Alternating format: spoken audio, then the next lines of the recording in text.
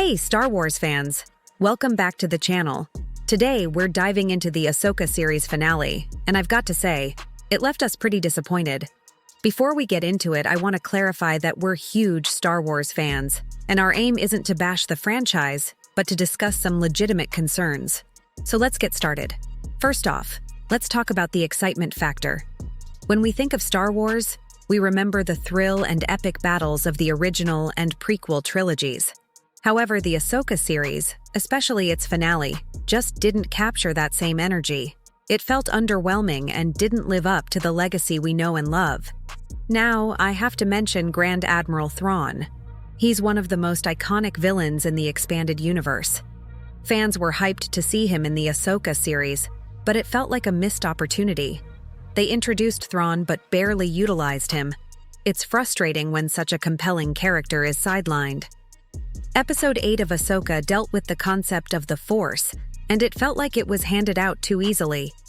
In the original and prequel trilogies, becoming a Jedi was a monumental achievement, and the training was rigorous. In Ahsoka, it almost felt like you could get Force powers from a vending machine. It cheapened the whole idea of Force sensitivity. Perhaps the most disappointing aspect of the Ahsoka series is the division it's caused within the Star Wars fandom. We've seen heated debates, arguments, and a lot of fans feeling let down. Star Wars has always been about bringing people together, and it's disheartening to see it cause so much friction. Lastly, let's talk about the cost of this series. Producing a show like Ahsoka takes a lot of money and resources. When those resources are used on a project that disappoints fans and doesn't live up to the Star Wars legacy, it raises questions about whether the investment was wisely made. Another thing that disappointed us was Ahsoka's lightsaber choreography.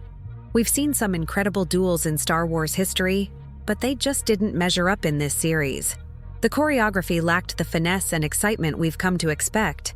And let's not forget about the legacy characters we know and love, like Luke, Leia, and Han. Except for a few brief mentions of Leia Organa, the Ahsoka series seemed to ignore these beloved characters completely. It's a missed opportunity to tie in the rich history of the Star Wars universe. Given the disappointment we've experienced with recent Star Wars content, we've decided to expand our coverage here on this channel. We'll be exploring other sci-fi content and movies because it's clear that Disney isn't always showing the respect we'd hope for regarding the Star Wars IP.